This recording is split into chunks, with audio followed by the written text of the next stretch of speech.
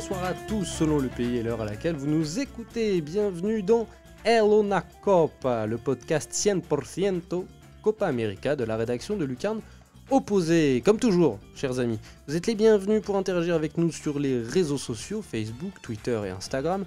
Et bien entendu, je vous encourage également à tendre l'oreille vers nos autres podcasts, La Fiche de la Semaine, Efrika, Bola Latina ou bien l'FC Corner. Retrouvez également l'essentiel des brèves du monde de Lucarne Opposée sur notre site, et je vous le donne en mille, lucarneopposée.fr. Aussi, chers amis, sachez que le 7e numéro de Lucarne Opposée est désormais disponible, un numéro consacré aux coupes continentales de sélection, dans lesquelles vous pourrez déguster de savoureuses histoires sur la CAN, la Coupe d'Asie, la Gold Cup, et bien entendu, la Copa América. Premier volet de nos émissions spéciales Copa América 2019. Au menu du jour, nous contextualiserons la défaite argentine ainsi que la déliquescence du football bolivien avec Nicolas de la Rúa et Thomas Alain. Nous nous pencherons sur le miracle vénézuélien avec Nicolas Kougou. Eddie Fleischmann, icône du journalisme sportif péruvien, évoquera ses souvenirs de Copa América. Puis nous prendrons des nouvelles de nos envoyés spéciaux qui ont fait connaissance ces derniers jours avec une tradition brésilienne, la churrascaria. Embrayons sans plus attendre avec les miroirs de l'actu.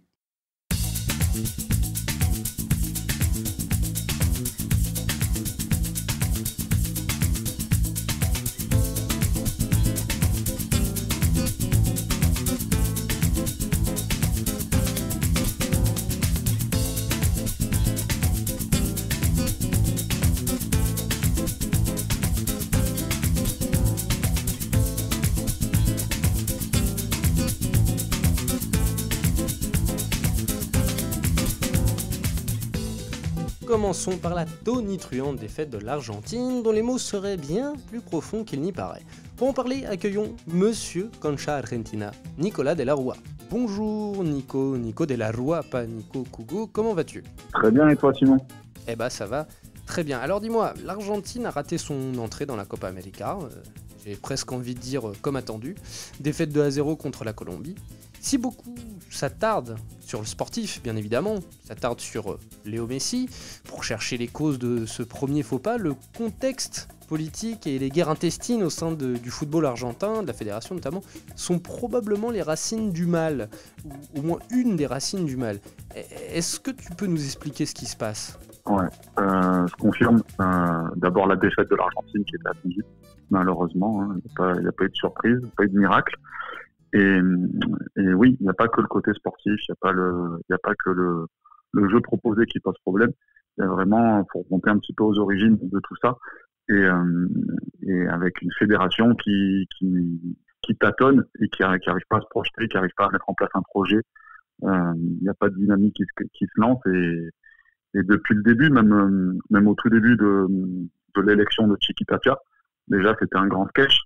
Pour rappel, au moment de l'élection du nouveau président, je ne sais plus le nombre exact, mais en gros, il y a eu plus de suffrages sortis des urnes que de votants. Donc déjà là, ça a annoncé vraiment. Ça sent pas très bon. Ça sent très mauvais, et ça sent les magouilles et les bourrages d'urnes, on va dire. Donc ça partait déjà très mal. Une fois Chiquitapia nommé, ça va pas s'arranger. Hein. Il tâtonne, il tente de mettre El Patón Bauza d'abord en place. Donc là, on est juste avant, une année avant la Coupe du Monde 2018. La Coupe du Monde, exactement. Juste avant la Coupe du Monde, c'est Bauza qui s'occupe des éliminatoires, qui se loupe. En tout cas, il n'y arrive pas. Et Chiquitapia le vire très rapidement pour mettre en place Sampaoli, qui va venir et qui va amener une petite flamme, un petit espoir par rapport à sa vision du football, par rapport à son jeu. Mais l'histoire on la connaît tous. Hein. Il s'entête dans des schémas invraisemblables, ça marche pas et puis il va droit dans le mur. Donc une Coupe du Monde qui explose. Derrière, suite au départ de Sampaoli, c'est vraiment un chaos à la fédération, dans la sélection. Messi et d'autres joueurs se mettent à l'écart. Il y a vraiment une vraie rupture entre les joueurs, la sélection, la Fédé et les Argentins qui placent surtout leur club avant la sélection, donc ça ne va pas les rabibocher avec la sélection. Et là, il y a une vraie rupture qui est nette, qui est franche, et Chiqui Tapia tente de relancer la machine avec cet espoir de Copa América qui se profilait, et fait le tour des sélectionneurs potentiels, sauf que il passe des rêves de Gallardo, Pochettino, Cholo, Simeone. Enfin, il fantasme sur des noms qu'il ne peut pas avoir aujourd'hui.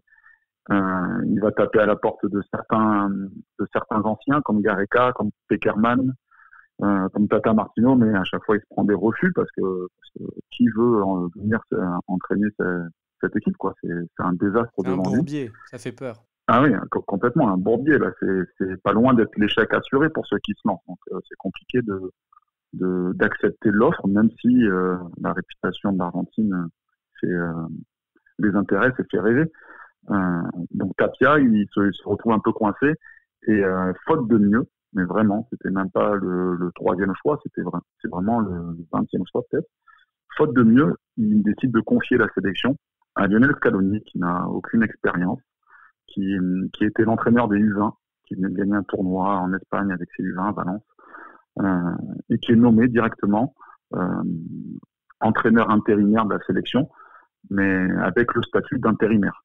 Il était là pour faire bouche-trou en attendant de trouver mieux, sauf que le mieux n'arrivera jamais. Donc il a été confirmé dans ses fonctions en début d'année, là, 2019, en janvier, jusqu'à la fin de la Copa América, en tout cas jusqu'à la fin de la présence de l'Argentine en Copa América. Oui. Donc peut-être d'ici peu de temps, la fin de Scaloni. C'est probable que Scaloni ne dure pas, en tout cas. Il y a vraiment très peu de chances qu'il survive à cette Copa América, qui, j'espère me tromper et j'espère voir une magnifique finale avec l'Argentine, mais sur le papier, c'est très peu probable. Et donc Scaloni va aller dans le mur avec cette sélection et avec ce dirigeant qui a mis un entraîneur qui n'a pas les épaules, qui n'a pas la stature, qui n'a jamais rien prouvé, qui n'a jamais rien fait encore, et en qui personne n'a confiance. Il a peu de crédibilité aux yeux des joueurs. Oui, c'est ça. C'est-à-dire que même si il avait certaines compétences, le fait qu'il démarre et le fait que personne n'ait confiance en lui, qu'il soit discuté, ça n'arrange pas les choses. Ça ne peut pas le laisser travailler dans de bonnes conditions. Ouais, c'est exactement ça.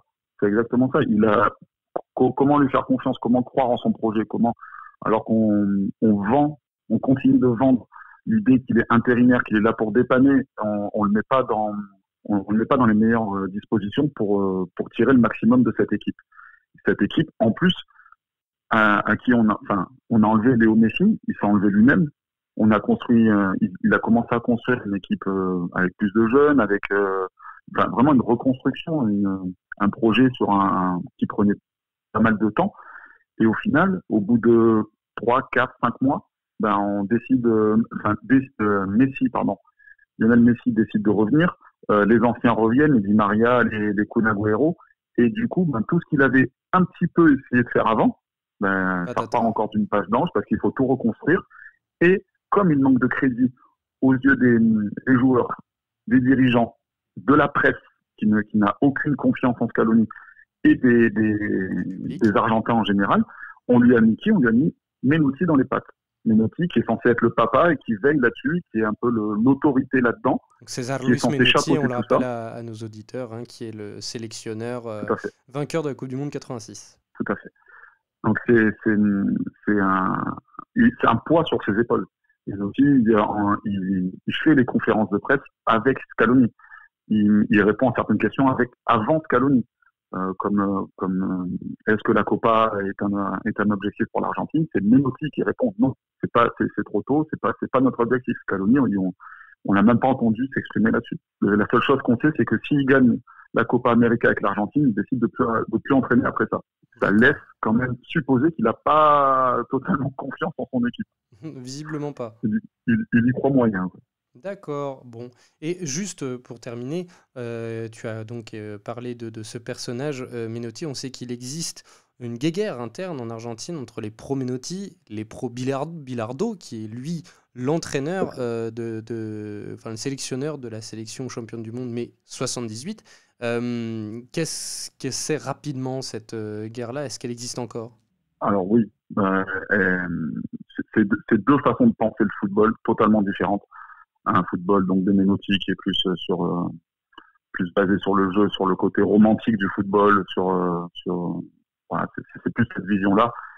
Et l'autre côté, évidemment, Bilardo, c'est plus côté rigueur et côté le résultat avant tout. Le résultat est plus important que tout. Donc c'est deux visions qui s'opposent. Les Argentins sont incapables de se décider. Enfin, il n'y a pas de majorité qui se dessine. Ça va dépendre des époques, ça va dépendre des moments.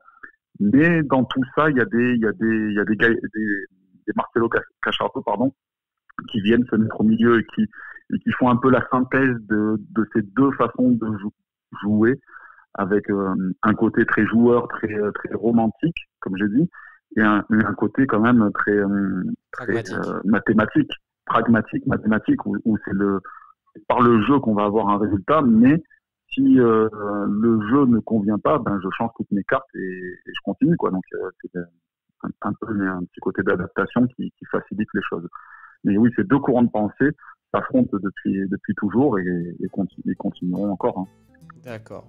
Eh ben écoute, merci beaucoup Nico. On espère que l'Argentine va tout de même un petit peu se relever, au moins aller en quart, peut-être demi, et que les Argentins ne vont pas trop souffrir et que tu ne vas pas trop souffrir. J'espère aussi, j'espère de tout cœur. À bientôt Nico. Merci beaucoup, à bientôt. Ciao, ciao. Si l'Argentine vit une bien triste époque, alors que dire de la Bolivie, dont le football se morfond chaque jour un peu plus dans la médiocrité. Faites de la place pour l'atterrissage du Condor de lucarne opposée, Thomas Alain. Bonjour Thomas, comment vas-tu?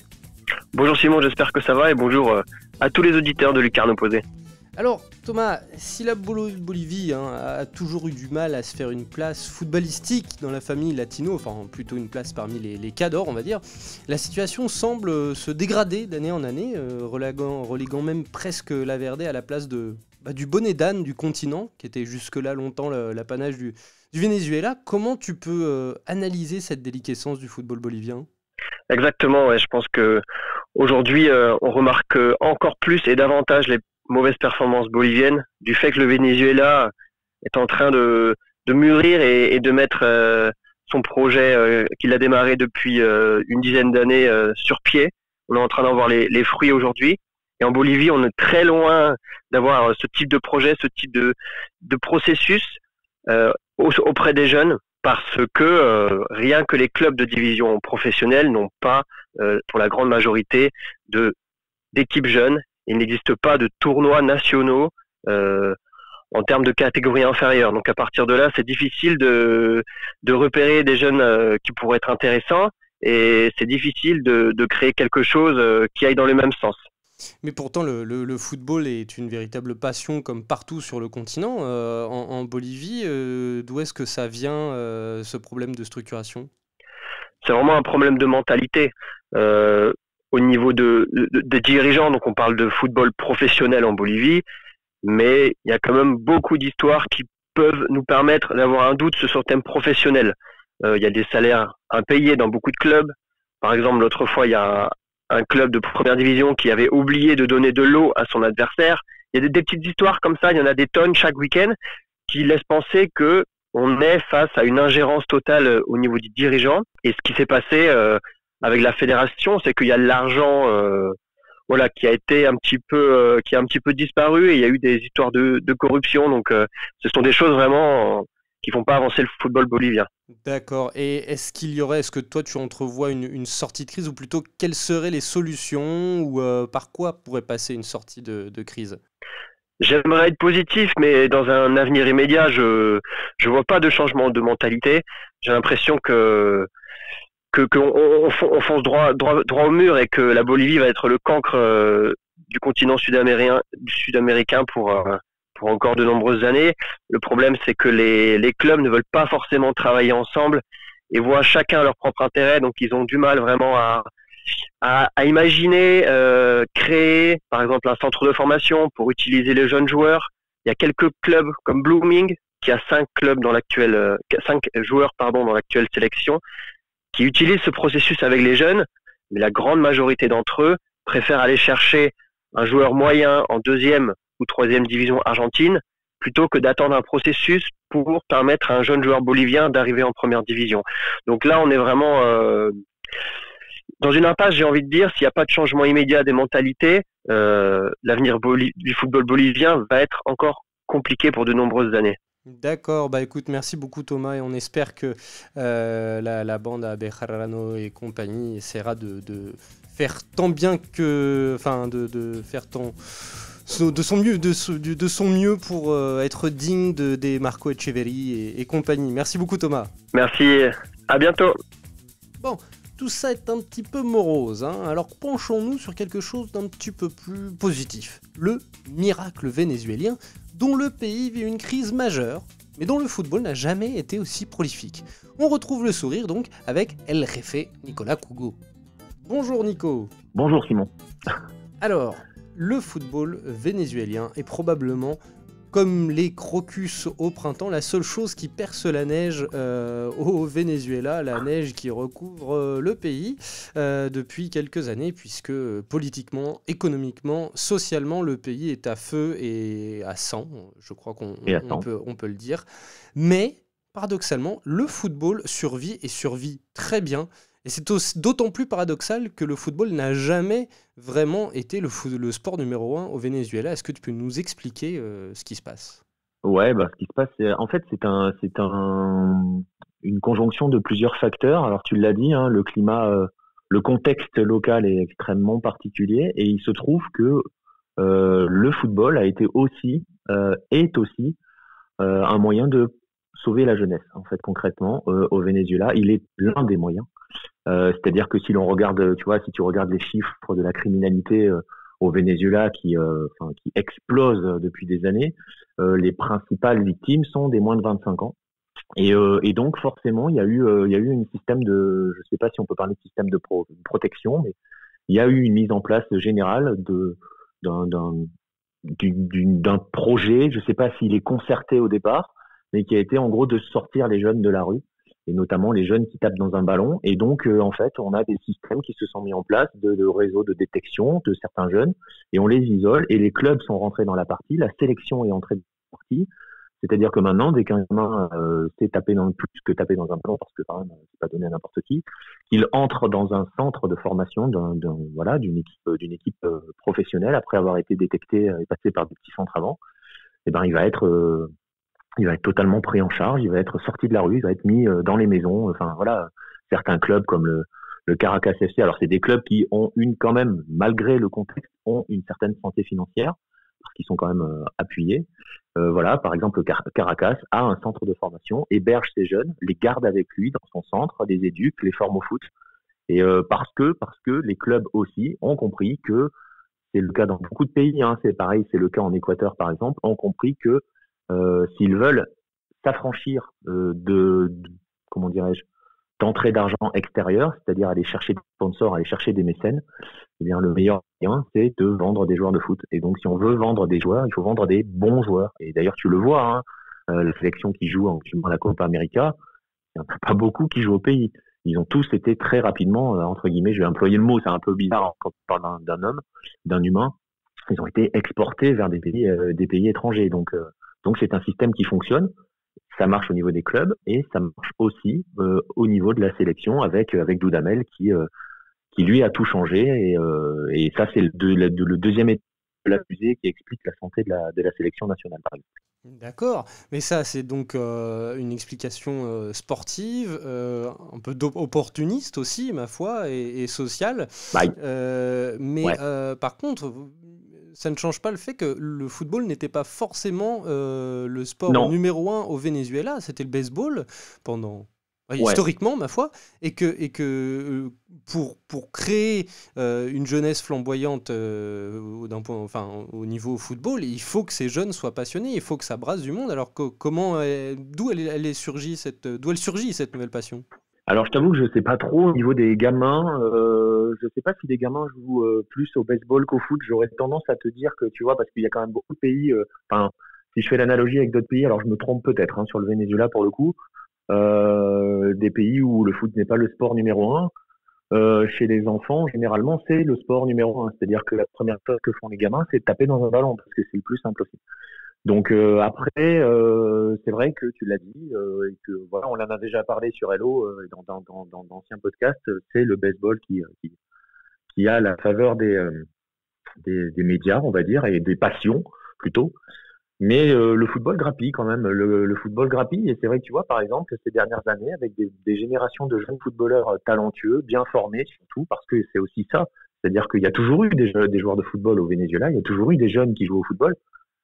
Sans doute que le réservoir est pas immense comme dans d'autres pays, que même, tu vois, comme tu disais, la passion pour le football chez les jeunes, ça, je n'ai pas les chiffres, mais peut-être qu'elle n'est pas aussi développée que dans d'autres pays. Le fait est qu'ils ont toujours des jeunes footballeurs, sauf qu'avant, ils ne les formaient peut-être pas aussi bien non plus.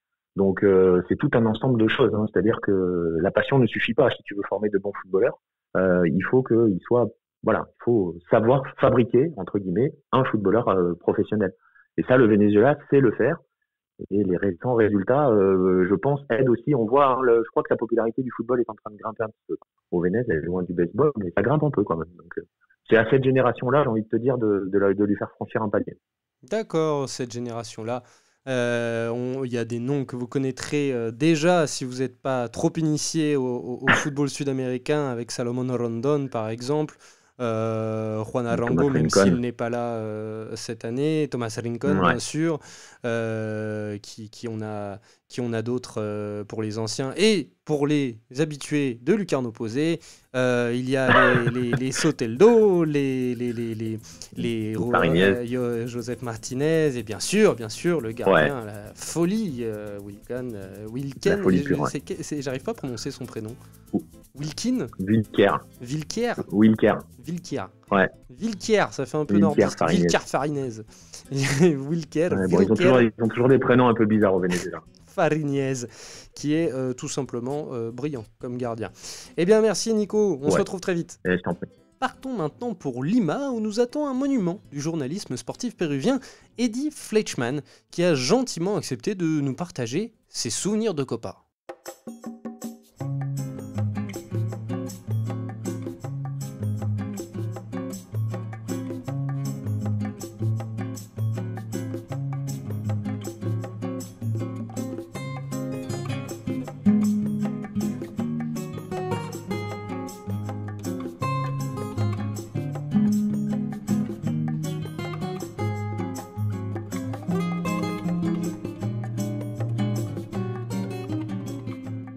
Bonjour Eddie Fleischmann, comment allez-vous ? Ça va très bien. Un plaisir de parler avec vous et avec toutes les gens qui vous écoutent. De Lucarne Opposé, les auditeurs de Lucarne Opposé qui découvrent Eddie Fleischmann pour vous quand même vous présenter. Vous êtes un ponte du journalisme sportif péruvien, vous travaillez pour la chaîne Latina, qui est une des plus grandes chaînes péruviennes, vous travaillez pour Fox Sports, que l'on ne présente plus sur le continent latino-américain, et pour le site Full Deporte, vous avez couvert toutes les Coupes du Monde depuis 1998, un nombre incalculable d'euros, tous les euros d'ailleurs, depuis 1996, et également énormément de Jeux Olympiques. Vous êtes un des plus grands journalistes péruviens à l'heure actuelle. Merci. Et j'ai une vie professionnelle et grâce à Dieu, avec tous ces événements que vous avez mentionnés, et bon, c'est des rêves qu'on peut faire réalité dans ce métier, non ? Eh oui, il s'agit de transformer le rêve en réalité, tout à fait. Alors aujourd'hui, on va parler de la...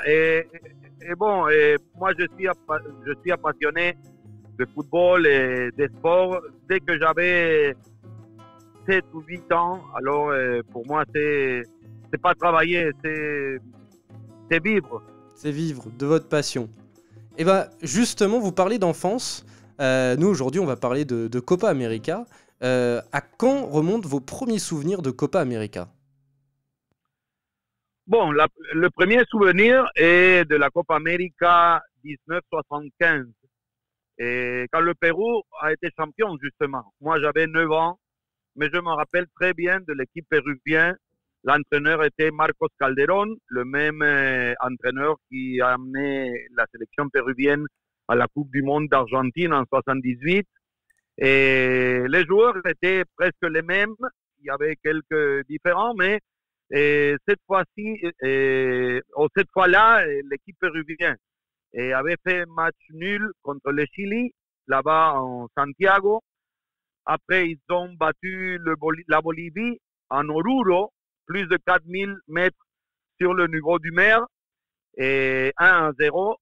Après, à Lima, ils ont battu les deux équipes 3-1. Alors, ils ont passé à la demi-finale. Ils ont battu en Belo Horizonte, l'équipe brésilienne, qui c'était une équipe combinaison de Atlético Mineiro et de Cruzeiro. Tous des joueurs de Minas Gerais, c'est de Belo Horizonte. Pérou, il a gagné là-bas au stade Mineirao 3-1. Et après, ils ont perdu ici à Lima 0-2. Il a fallu faire un tirage au sort. Le Pérou, il a passé à la finale. Ils ont perdu en Bogota contre la Colombie 0-1. Après, ils ont battu ici à Lima 2-0 l'équipe colombienne. Il n'y avait pas de différence de but. Alors, il a fallu faire un troisième match là à Caracas, au stade olympique de Caracas, en Venezuela. C'est le seul match qu'il a pu jouer Hugo Sotil, le Cholo Sotil. Il jouait en ce moment à Barcelone.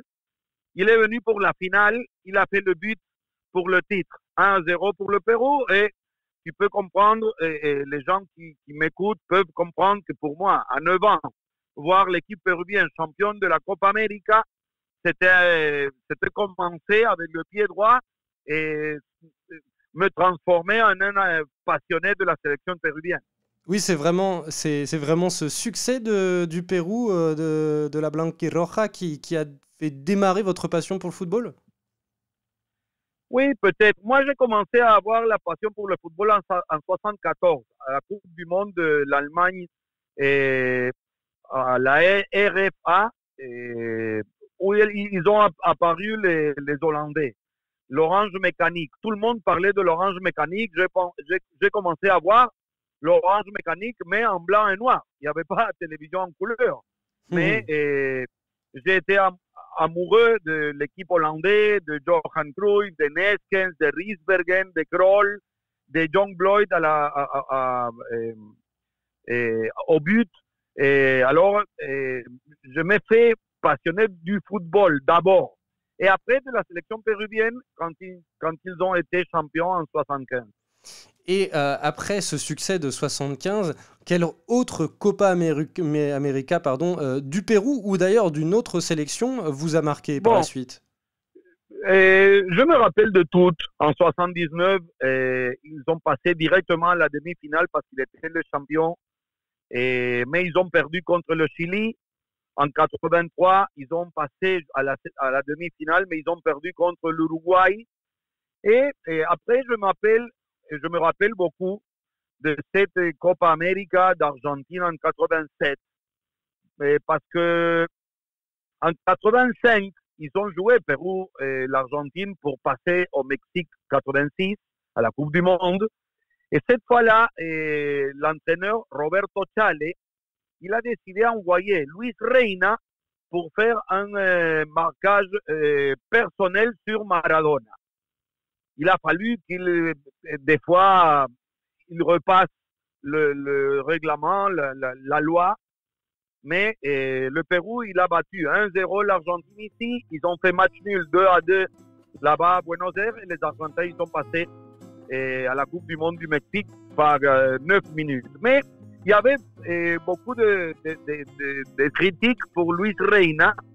Et à la Copa América de 87 en Argentine, Pérou fait le premier match contre l'Argentine.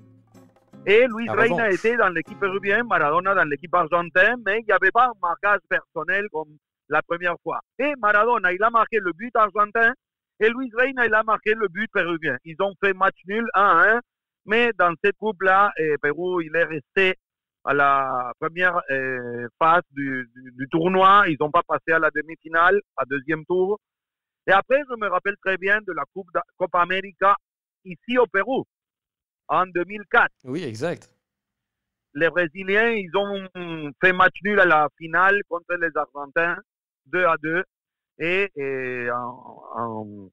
en tour de penalty, ils ont gagné la coupe. Il était Adriano dans cette équipe brésilien. Les Argentins avaient éliminé le Pérou en quart de finale. Un match qui a fini 1-0 avec un but de Carlos Tevez pour l'Argentine. Et après, je me rappelle de cette Copa América de 91. Il n'a pas été un bon tournoi. Il n'a pas été un bon tournoi pour le Pérou. Ils ont resté dehors, mais il a apparu Flavio Maestri avec 17 ans. Il a apparu Chemo del Solar, qui après, il a joué pendant 10 ans dans le tournoi espagnol, avec le Tenerife, le Celta de Vigo, Valencia. Et bon, je me rappelle de toutes les Copa América. Les dernières avec le Pérou en 3e position, avec 2016. Sergio Marcarian d'entraîneur, après avec le même Gareca. La dernière a été une Copa América, comment on dit, Frustrante. déterminante pour l'équipe péruvienne, parce que Gareca, il a fait des changements dans l'équipe. Il n'a pas appelé Claudio Pizarro, il n'a pas appelé cette fois-là Juan Vargas, même pas à Jefferson Farfán. Il a découvert de nouveaux joueurs comme Edison Flores, comme Cristian Cueva, comme Andy Polo peut-être et d'autres. Alors, il a dans la dernière Copa América, il a construit son équipe pour aller à la Coupe du Monde en Russie, Ricardo Gareca. Maintenant, l'équipe, il a l'expérience de la Coupe du Monde en Russie, mais le moment des joueurs n'est pas tellement bon comme avant la Coupe du Monde. Moi, je pense. On va voir aujourd'hui qu'est-ce qu'il passe avec la Bolivie, mais c'est pas le meilleur moment de la sélection péruvienne. D'accord. Et pour terminer, comment on vit la Copa América au Pérou ? Évidemment, c'est pas comme la Coupe du Monde, mais est-ce que ça reste un événement important pour la nation ? Oui, bien sûr. Chaque fois que la sélection péruvienne joue, il y a une nouvelle illusion. Et moi, j'ai vu la sélection péruvienne qualifiée à la Coupe de 78 et 82. Et c'était pas la fièvre et la fête qu'il a eu ici quand ils ont passé à la Coupe du Monde en Russie après 36 ans. Tout le monde avec le t-shirt de la sélection péruvienne avec la blanquiroja dessus, allait au bureau, au banc, à la banque, aller au marché, tout le monde avec la blanquiroja dessus. C'était un phénomène qu'il a resté après. Chaque fois qu'il joue la sélection péruvienne, les gens travaillent avec le maillot de la sélection de l'équipe péruvienne dessus. Et moi, je pense que la Copa América, les qualifications, même les matchs amicaux pour les Péruviens, c'est une bonne raison pour faire la fête, pour être derrière illusionné l'équipe. par 90 minutes. Ouais. D'accord. Eh ben, écoutez, merci beaucoup Eddie Fleischmann pour votre intervention, vos propos. Je m'excuse pour mes français que n'est pas parfait. Je fais mon effort. Ma mère, elle était française. Pour moi, la France, c'est un pays spécial. C'était ma première Coupe du Monde en France en 98. Pour mon travail, c'était une bénédiction de parler le français. Et maintenant, j'ai la chance, j'ai l'honneur d'avoir parlé avec vous. Eh ben, écoutez, votre français est très très bon. Je pense qu'il y a beaucoup de Français qui aimeraient avoir l'espagnol de la manière dont vous avez le français. Voyez-vous. Eh bien, écoutez, merci beaucoup. Au revoir. À la prochaine. Au revoir. Il est désormais temps, chers auditeurs, de prendre des nouvelles de l'équipe lucarne opposée envoyée sur le terrain. Est-ce que Nicolas, Pierre et Marcelin ont survécu à cette première semaine ? On va le savoir tout de suite dans les carnets de voyage.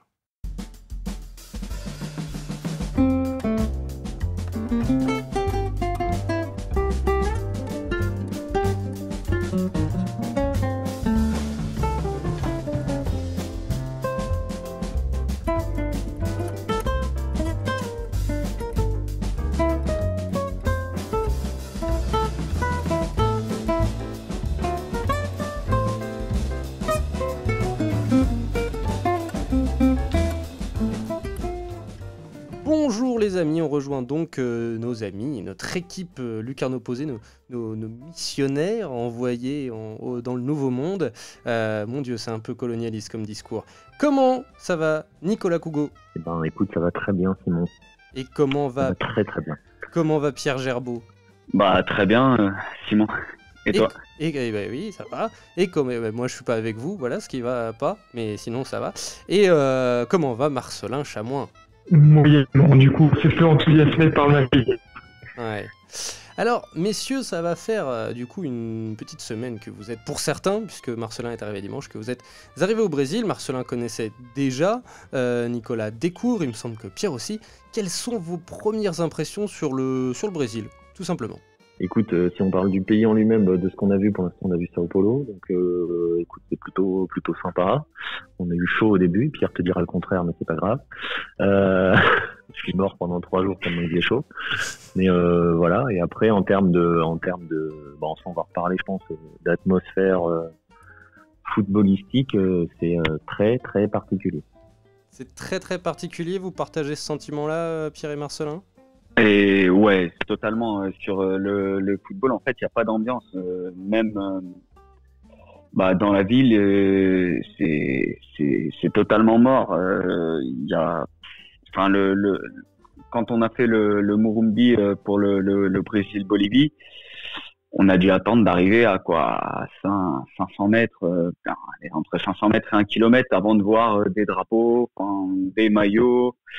Ce qu'on voit typique autour d'un stade en Amérique du Sud, des mecs qui vendent à manger tout simplement. Donc ouais, ça c'est très très très très particulier. Sinon, je suis pour compléter. Alors le climat est agréable. On rappelle que c'est l'hiver de ce côté-là, voilà. Et qu'il fait 30 degrés la journée. Mais non. Mais surtout très très surpris sur Sao Paulo par la ville qui est très très vallonnée, donc on fait que monter, descendre dès qu'on se balade, c'est assez particulier. D'accord. Sur cette ambiance, Marcelin, toi tu connaissais déjà le Brésil, tu l'as connu pendant la Coupe du Monde, tu l'as connu une autre fois sans Coupe du Monde. Est-ce que tu es choqué par cette ambiance, notamment par rapport à la fois où tu es venu en 2014 pour la Coupe du Monde?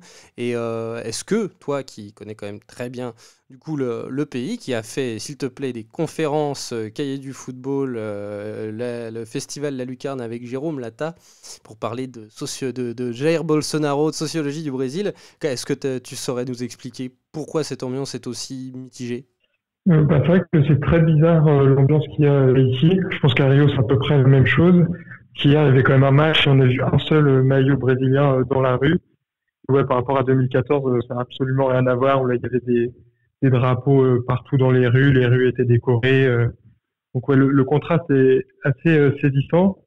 Et après, je pense que c'est le jeu, il y a l'effet 2014, le 7-1 qui est encore présent dans les têtes, surtout que depuis, même s'ils ont gagné des JO à domicile, le niveau de jeu et les résultats ont été parfois décevants. Donc je pense que même plus qu'un désamour, c'est vraiment un désintérêt total pour la compétition et pour la sélection. C'est vrai que c'est assez marquant, en tout cas à Sao Paulo, on verra. D'accord. Bon, avant de revenir à la Copa América, messieurs, je parle là surtout à Nico et Pierre, parce que toi, Marcelin, tu étais encore à Paris à ce moment-là. Vous avez vécu une journée de Brasileiran, la dernière avant la trêve. Est-ce que vous en avez regardé des bouts? Est-ce qu'il y a des choses qui vous ont marqué? Écoute, on était on va dire les choses, on était dans un bar lors du Sao Paulo Atlético Mineiro, enfin c'était plutôt Atlético Mineiro Sao Paulo.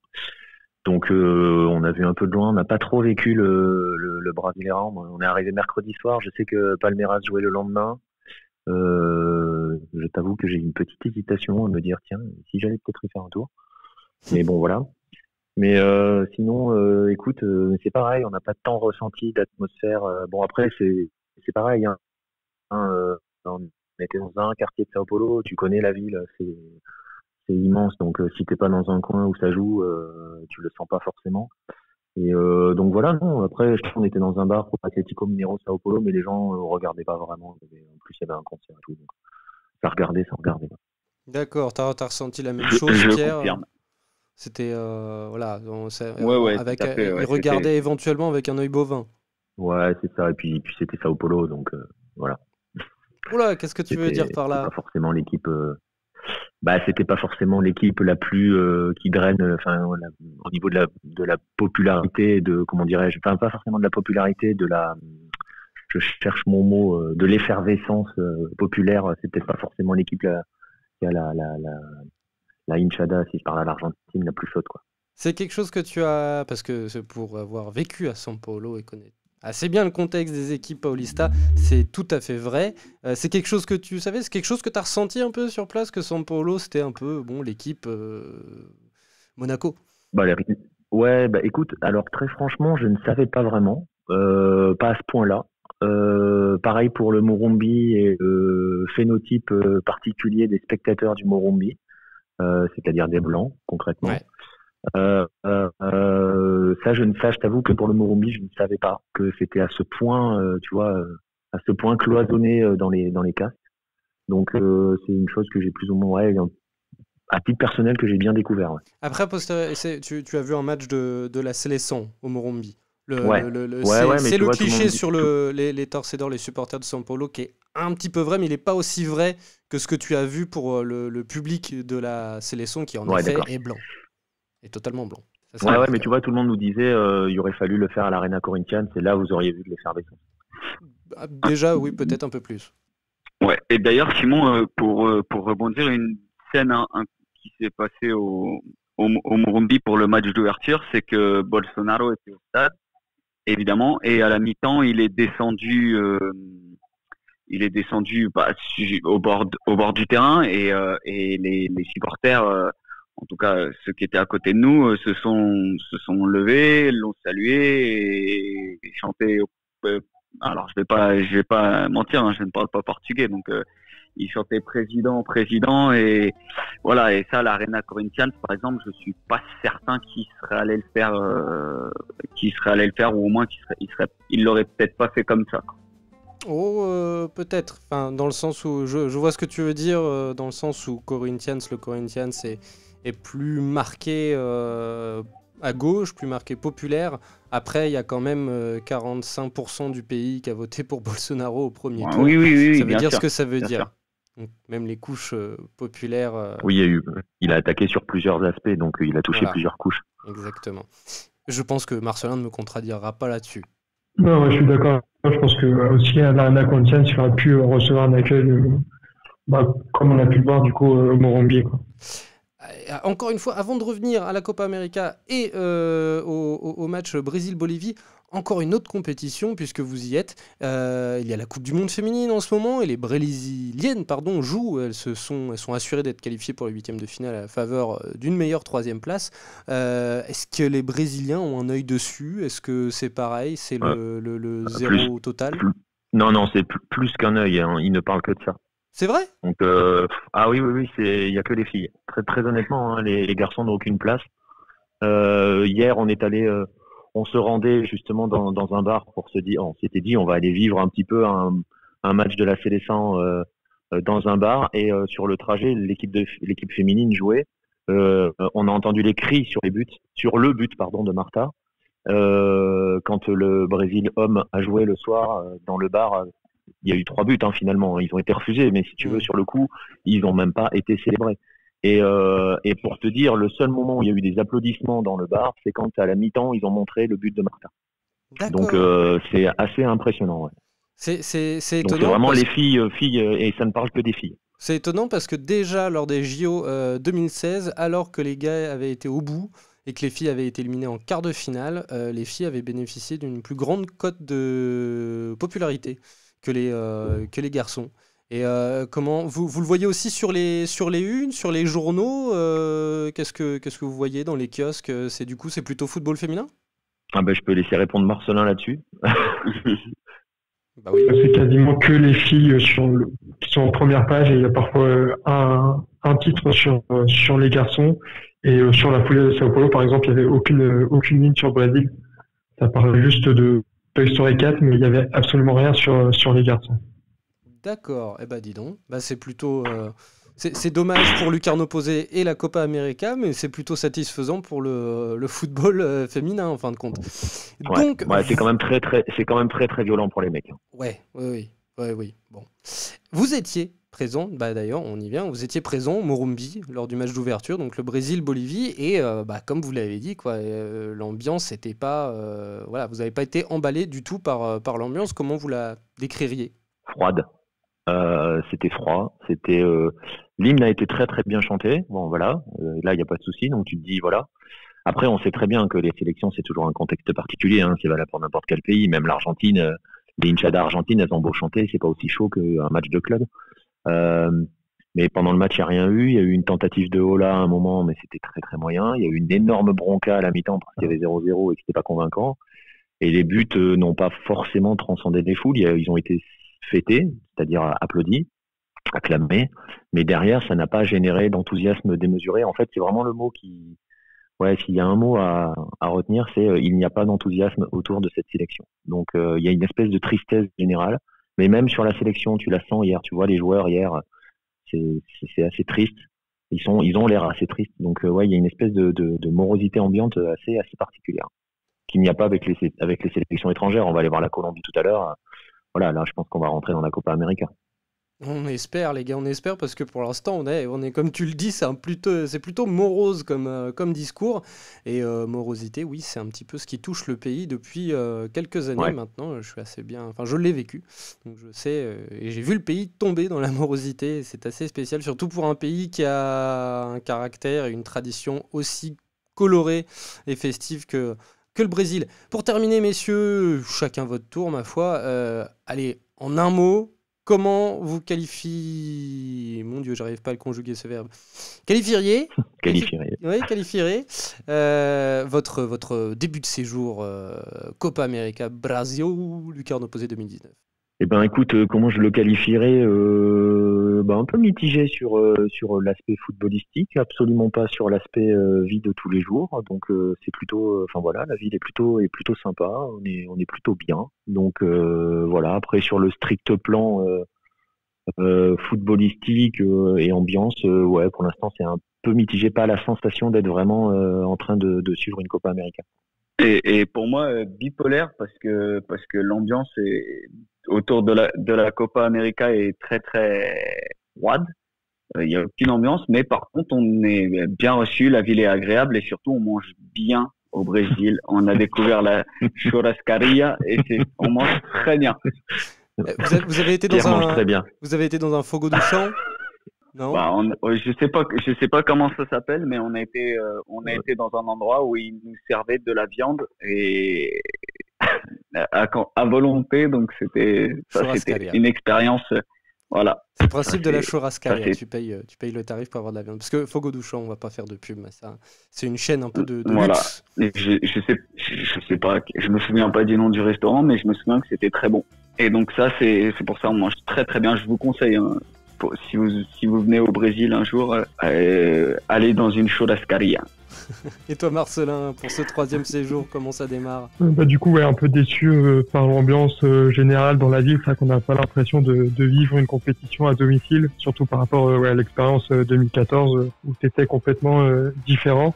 Donc on va voir, peut-être que au fur et à mesure de la compétition, ça peut se réveiller quand même si le Brésil est un peu plus convaincant et va loin. On verra comment ça se passe. J'ai hâte aussi d'arriver à Rio. Donc pour l'instant, ça va, mais ça pourrait être mieux au niveau de l'ambiance. C'est vrai que pour l'instant, c'est un peu décevant. On verra après. D'accord, très bien. Écoutez, on espère pour vous que ça va se débloquer aussi et que la suite sera un peu plus festive, notamment à Rio de Janeiro. Et je sais ce qui vous attend là-bas et c'est pas moche du tout. Merci Nico. Merci à toi Simon. Merci Pierre. Et merci Simon. Merci à toi. Et merci Marcelin. Obrigado a você. À bientôt les gars. Merci à tous de nous avoir suivis pour cet épisode. N'oubliez pas de venir nous solliciter sur les réseaux sociaux. Et quant à moi, je vous dis à très bientôt pour un nouveau numéro de Hello na Copa. Salut les amis.